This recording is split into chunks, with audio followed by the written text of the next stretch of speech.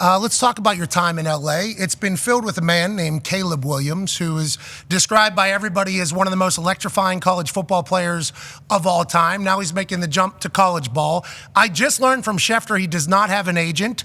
How much are you involved in this entire transition process for Caleb? And what has your messaging kind of been as he makes his jump to the NFL? Yeah, we're trying to give him some support. We've been lucky enough, like you said, to have a couple of guys go through this. This is different though. Certainly in that, the process has obviously evolved through the years, the attention around it. For Caleb, I think it's all happened really fast. I mean, you get out here, you win the Heisman. In the last 4 years, he's only played 2.5 years of football. He's still very young, kind of in his climb, but he's excited about it and he's got a great mindset. And I think the thing I've always appreciated about him is like he's always thinking about the next step, and it's always the big picture. At Oklahoma, there was a time in the beginning where we weren't going to take him, and he said, "Well, fine, coach, I'll just walk on." Like that's his mindset. Like it's always about that next step, and so he's ready for this. He's excited for it, and we're hoping he ends up in a great situation. Go ahead, AJ. Coach, how do you think his game transitions to the NFL? He seems to be what you're looking for when you talk about quarterbacks, especially now at the NFL, where a lot more run-pass situations where you can use your athletic ability. How do you think that translates to the next level? I think it translates well because he's athletically, typically one of the best athletes on the field, but then his ability to create, his ability to throw from all different angles, all different platforms is really, really special. He's continuing to become a better situational quarterback, and the more reps he gets, the better that he's going to be. But he's going to have some advantages physically when he steps on the field with anyone, and that's a great start, and then it'll just be a climb from there. You've been able to coach a lot of successful quarterbacks who have made the jump, both athletic quarterbacks, pocket passers, and everything. He'll be able to continue to play the way he plays at the NFL, you think?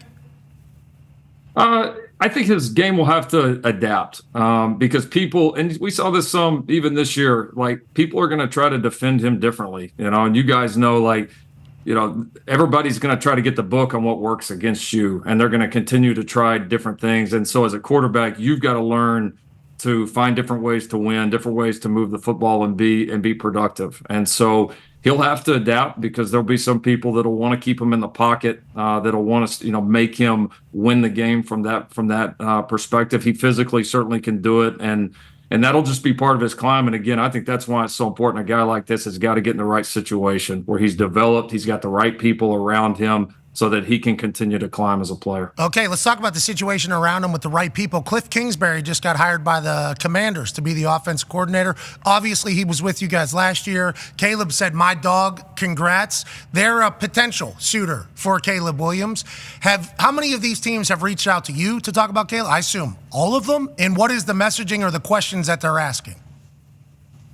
Yeah, we've talked to quite a few already. I think, people see the talent on the field. I think they're wanting to know about the guy, in the meeting room. They're wanting to know about the guy in the locker room, the type of leader he is, the type of person that he is. And I think just trying to get a great feel, if you're going to take somebody as one of the first picks in the NFL draft, typically your questions on the field are pretty much answered. It's they're trying to learn, like, really what makes this person tick. What can we really expect here if this guy's going to become potentially the face of our franchise? And so, that process has been cool. We're excited how it plays out. It would be awesome to see him reunite with Cliff, certainly in Washington, but we know there's a lot of things out of control and a lot of things that'll transpire between now and then. Yeah, there's a lot of things that have been transpiring in draft season, as you know, as a guy who's had a lot of successful quarterbacks and players before. So much bullshit gets out there. Speaking of the bullshit, Connor has a question for you. Yeah, Coach. Basically, I want to say since December, this has been going on with Caleb Williams, where there'll be reports about something that his camp says or something that his father has said about maybe not wanting to go to a Chicago or forcing his way, elsewhere and things of that nature.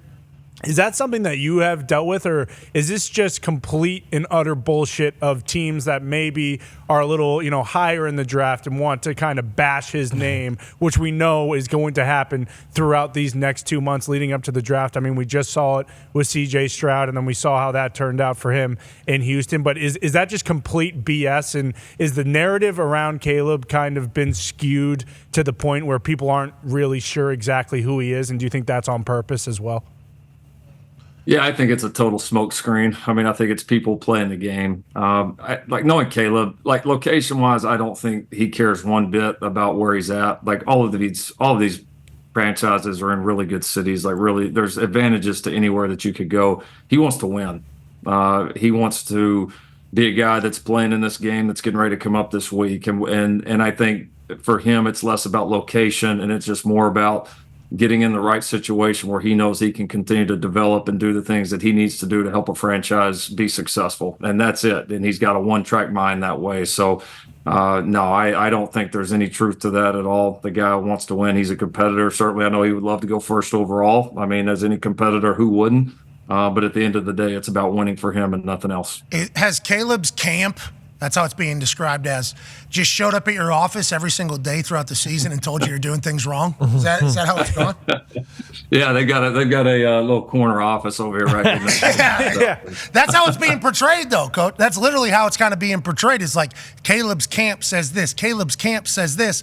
And I'm always like, I'm sick of hearing about what Caleb's camp. I want to hear Caleb. Caleb doesn't talk much? Is that an accurate depiction of the situation there?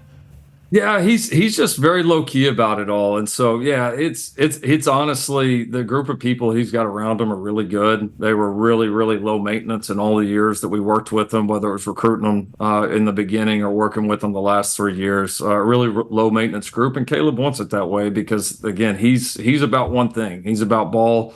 And he's about winning, and they try to keep the main thing. So, listen, he's just in a position like he's a lightning rod right now. If he doesn't talk, it's a big story. If he talks, it's a big story. Like there's going to be attention no matter what. But at the end of the day, this kid's about the right things. He's going to make an NFL team very happy. Man, I hope a lot of people are listening to you, and we got to remember this through the entire draft process as the smokescreen bullshit comes in abundance, I would assume. And to Connor's point earlier, normally it's teams that are like sitting at 3 or 4 that are the ones putting this out there so that they hope that he falls. It's like, it's a fascinating world whenever you're one of the top prospects, which obviously Caleb is. Speaking of top prospects, D-Bud has a question for you. Low maintenance Caleb Williams might be breaking. Yeah, that is. Put it on the ticker. For Put it on the ticker.